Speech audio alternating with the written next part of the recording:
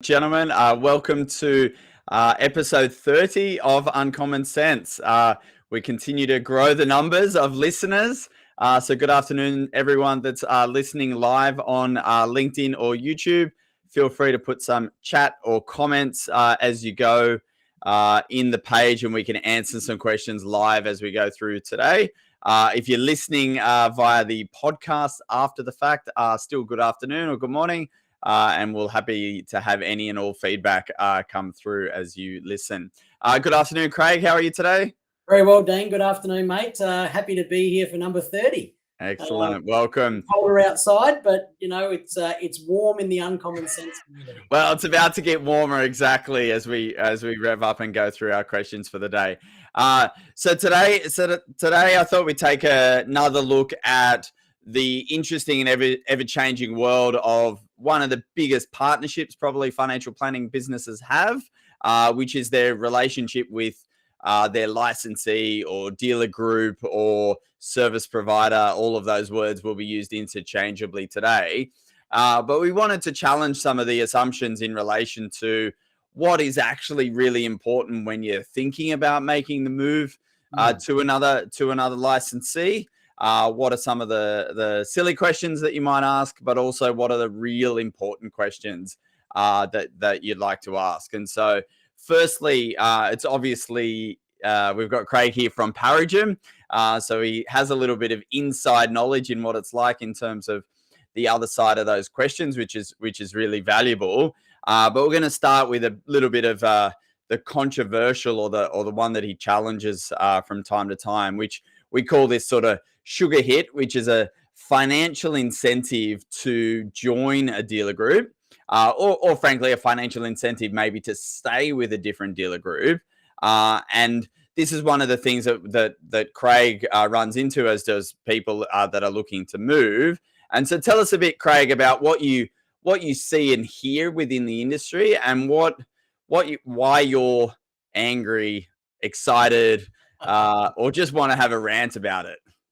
Yeah, look, I mean, I just, I know today's not the rant day, Dean, but I think, I actually struggle with the fact, and this is a personal belief, that kind of incentive is still going on.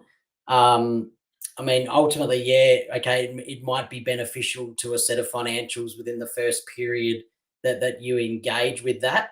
But what I constantly come up against is firms wanting to move for various reasons and then not being able to move because they're locked into an arrangement, or they would owe money if they were to move, and they get caught out. And I just ultimately sit back and go, look, I mean, there's two parties to it, right? Someone's got to be giving it and someone's got to be taking it. I get that, right? So no one's sort of guilty on either side. Someone's giving it, someone's taking it. Someone's incentivizing, someone's liking it. But does it fulfill the need of your future long term and where you actually want to be, Dean? And so, am I frustrated that it's still occurring and that there's peers in my network that still do that? Yes, I am. Like, I don't think that's the end game here. I look at those kind of incentives and I just think that they're unnecessary. And, Dean, if you were talking to me saying, Craig, hey, is there an incentive to join? My question would be, well, what incentive do you want? Let's pretend, Dean, I just put $50,000 in your bank account. So you've now got that. That's great. What is it that you actually need next? Absolutely. And so that's the most important question, notwithstanding that these type of financial arrangements might impact the financials of the licensee overall, which is something we're going to drill down on here. It actually takes away from the most important question, is that what is it that you actually wanted from a licensee? Why are you thinking about moving? And what are the services and offerings that we should really be asking about when we go and do that? So the money's in my bank account, Craig. Thank you very much. Now we're going to go through sort of five areas that we spoke about earlier today about what things make it easy to move, what questions should we be asking of our of our potential new business partner. And I like to think of it like that way. There's a very close business working relationship together. So what's the first category of what Look, mate, I mean, let's talk about that. It's interesting.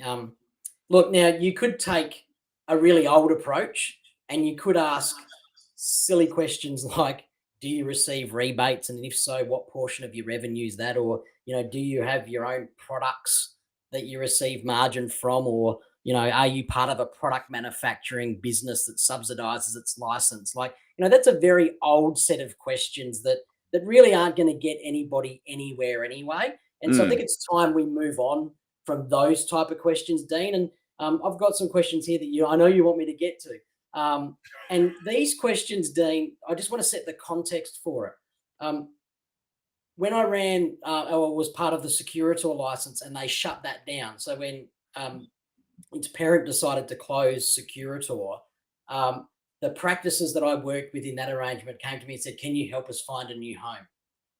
And I was very, very happy to do that because I care about them a lot and we needed to find a new home. And so these were the questions that I took to other licensees when we were trying to find them a new home. Yep. And so this is where that base comes from. This isn't this is what I expect to be asked at Paradigm or whatever, etc. These are genuinely the questions that I asked when I was searching for a licensee for 40 odd firms. Yep. And so that's where I wanted to take the topic today because I think that's important. And I think question number one that's important is there's a reason you're moving, and we get that. Something's happened, something's triggered, and you've decided you need a new business partner and service provider. So other than that reason, a really good thing to work through is what are the synergies that exist between what I've currently got and what my new licensee or service partner can provide. And what I mean by that is, do you use the same research provider? Is your APL constructed in the same way? Because some of these things, as I move, we're going to have to try and be seamless about. I'm not leaving because, well, I might be, but I've got an investment philosophy in place and it works with the current APL that I've got and the current research provider that I've got. So do you have synergies on that so that I don't have to upskill and change all of that? Another example is, will the bank that I've got the borrowing with do a tripartite agreement with you? Yep. That's really important. Both now and in the future, Craig. You'd hate to move to a new licensee and they not be able to partner with you through that growth phase. Yes, correct. So yeah, it's just looking at, obviously not the synergy as to why you're perhaps moving, but the other things that are important to you, do those synergies sort of match and align so that you're not going to have too much interruption. Correct. In that shift. Well said in relation to the interruption. I think of it that there's a big friction to move, like the idea, changing mobile phone plans is relatively frictionless now. You can happen within a half an hour period. 15 years ago, it might have taken a little bit longer. And so one of the things in that synergy bucket is just understanding the friction of how long, how many hours is this going to take to implement the change at day one, but then also the friction for the next probably 12 months. We want to minimize that through things like we've got an alignment on APLs, alignment on SOAs, we've got alignment on banking needs so that we're really confident in our ability to continue to do business under the new licensee. Correct. Let's talk dollars in terms of not pricing, Craig, but financial security. I love this category that you brought up because this is a ever evolving issue that some people in the industry are talking about, that AFSLs are not really fully priced in terms of the risk that they may be taking on. And so what's your thoughts in terms of what do we need to be aware of from the financial security perspective? I mean, naturally, you need to check that who you're going to partner with is financially viable, and that they're going to, continue to exist, because you don't want to be making these changes regularly. And some changes have been forced for this reason as well, Craig. Correct. And also, viable in terms of being able to have the right support and the right mechanisms in place.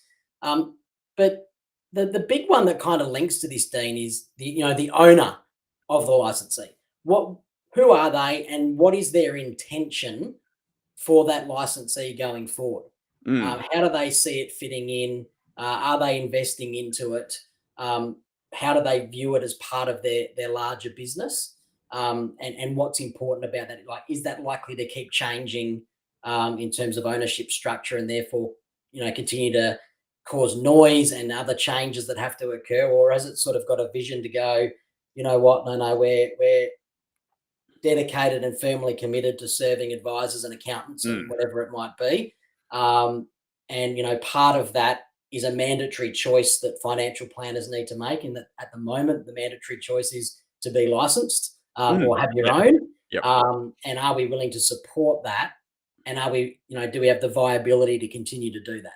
Yeah, and that's one of the things that I observe within the industry is there's obviously self-licensed practices, one business, one AFSL, and very large AFSLs with multiple advisors, and then this kind of no man's land, which some can be financially viable, but some might be really considered cooperatives in terms of these smallish AFSLs that might just be breaking even on the fees, and that's where it becomes a review of what the owner's long-term plans are for that AFSL, because is it financially viable that this business is being invested in and growing over time? But B, what if they just want to get out, and then you don't have a choice you may not have the choice as to your next home, or not the choice on your terms, I think is probably most important. Yeah, correct, mate. And correct. But it also that viability comes down to how do they produce policy? Because sometimes to write a really good policy that aligns to the Corps Act and is going to make sure a practice remains efficient as well, you have to invest in that as the license to actually get that policy right, to make sure that it's protecting everybody, but also allowing the firm to remain efficient. Yeah, and that's a really big one for me, because the cheap way to write policy is to layer it up with so many layers that that no one's going to break it and it's completely protected. But those kind of layered policies really tend to make advice firms inefficient then in their advice process. Absolutely, and there's probably a missed assumption that people have as well, is that policies written for the lowest common denominator, and so therefore, if you go to a bigger licensee, it's therefore written to the lowest common denominator, and it's going to impact your ability to do business. And I don't always think that that's the case. No, in terms of larger licensees, that it's written as per the Corps Act to try to facilitate business as best as we can. Yep. So number 3, Craig, in our world is all about facilitating business. It is. How do we need to think about licensees as our business grows through a variety of stages?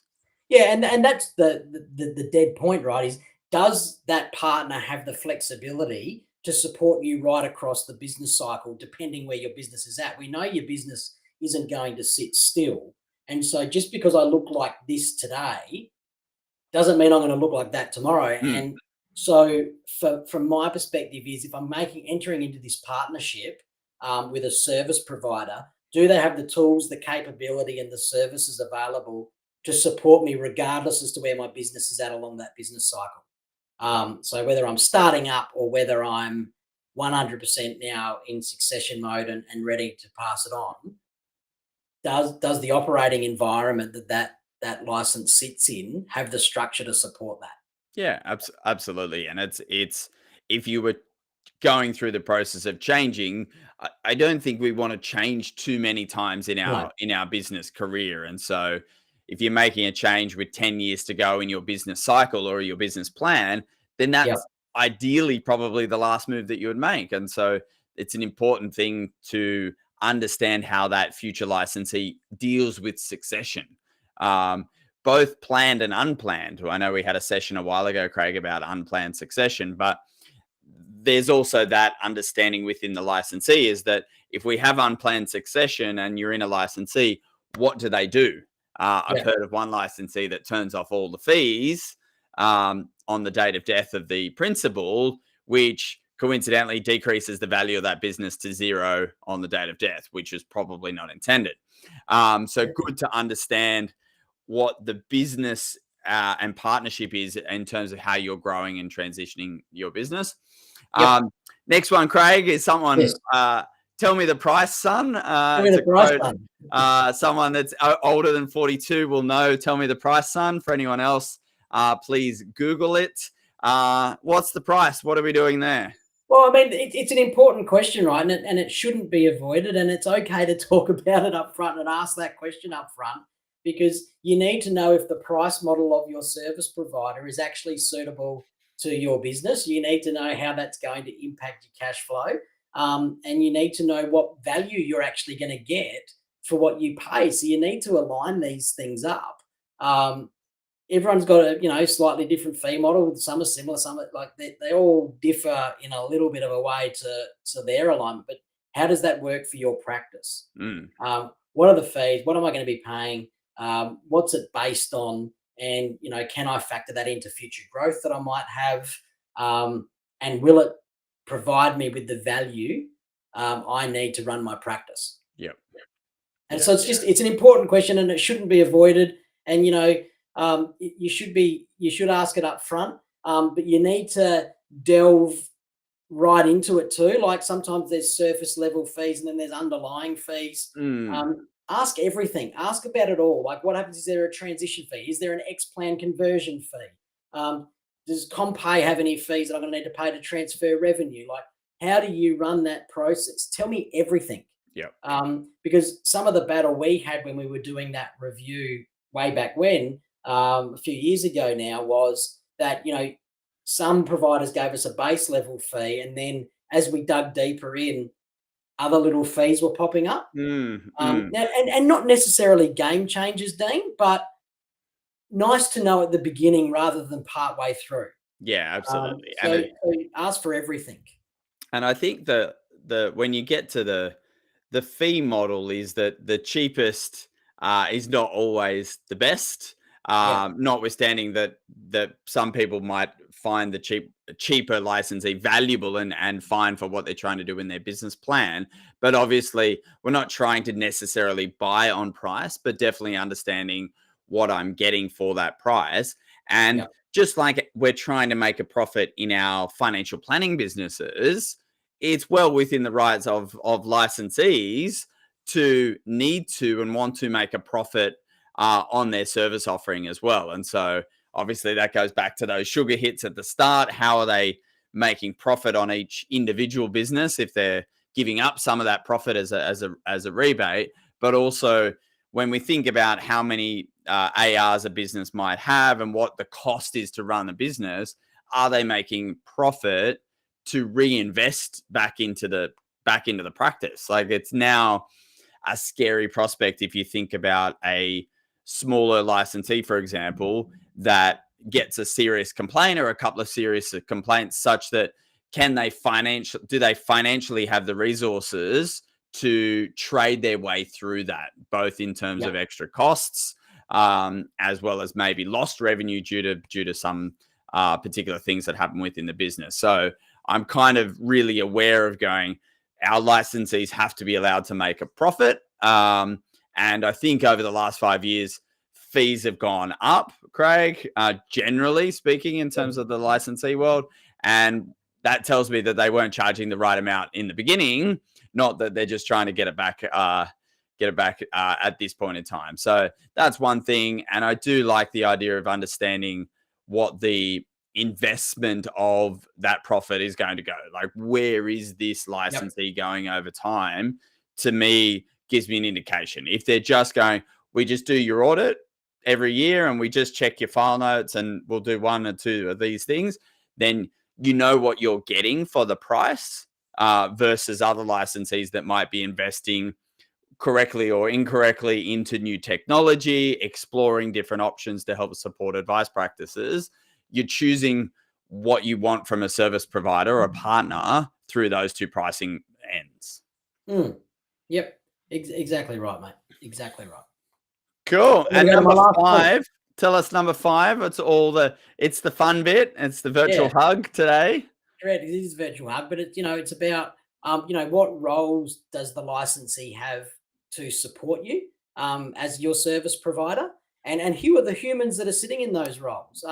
What experience do they have? Now, we know not everyone is potentially going to sit still in a role forever. And I've always said to people, don't particularly join somewhere because of that person, because how do you know that person's going to be there long term, or you don't?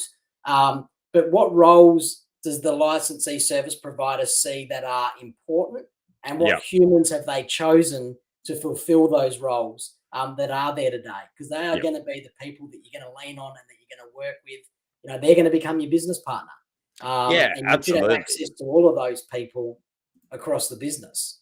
And that's it's so important to think of the humans within those practices, because this, and importantly, the front end salesperson that you might be talking to may not actually be very closely involved with your business thereafter. And so having an understanding of the variety of people that are around to support you as you go through those growth stages is really valuable. Correct. And I think, mate, when I look at this, what I would say to advice firms is, if you feel like you need to change, don't just sit on it and go, it's too hard, I'm not going to do it, because you'll continue to just build up frustration. There's a great landscape of these service providers in Australia. And as a peer group, we do get together, and as a peer group, we try and help each other for the greater good of advice. There are a number of great licensees that exist that are there to help the right practice, and there's a home for absolutely everyone. But it's just a matter of doing your research and talking through some of those points, getting a feel for how they operate. Because I do have that genuine belief that there is a great home for everyone. I do have the genuine belief that there are a number of good licensee service providers in this market that are there and that genuinely want to help. Brilliant. So there's some food for thought for our broader audience today about just some of the different ways in which we can tackle this question of, I'm frustrated with my licensee, so I'm going to move, is to actually, frankly, start to think of them as a business partner, which when you talk about a business partner, you're really trying to understand where are they now and where are they going in the future, to make sure there's a really solid alignment of values and strategy and financial backing to make sure that you're making the right decision to join your business on their coattails. So I think that that's a really good lesson that we can obviously apply to lots of different things, but today we're applying it to how we bring those licensee services together. So any last words, Craig, from you? No, look, I think just if it's on, like I said, if it's on your mind, do it. Research it. Don't delay. Make a move and get on with the next plans for your business. Very good. The final thing, Dean, as it comes to mind, though, is, and I say this wholeheartedly, actually make sure that the problem is your licensee. Because sometimes there is underlying business problems, and it's easy to go, oh, I'll just change license and that'll solve it. It's not always that. And you know what? There are providers in the market that are willing to support people, whether you're in the license or not, on different issues. And so it may be that you just need another service to help solve that, and you don't need to change your license. But so dig into it and really think, what is the core problem I'm trying to solve before you go and make some massive move. Massive change. Well said. Thank you, Craig, as another episode of Uncommon Sense. As always, thanks for joining in live, or thank you for listening after the fact. We'll see you in a couple of weeks, Craig, for the next one. Have a good afternoon, hunting everyone. For a guest, Dean. I'm going to go hunting for a guest. Okay, good man. Stay tuned. Thanks, everyone.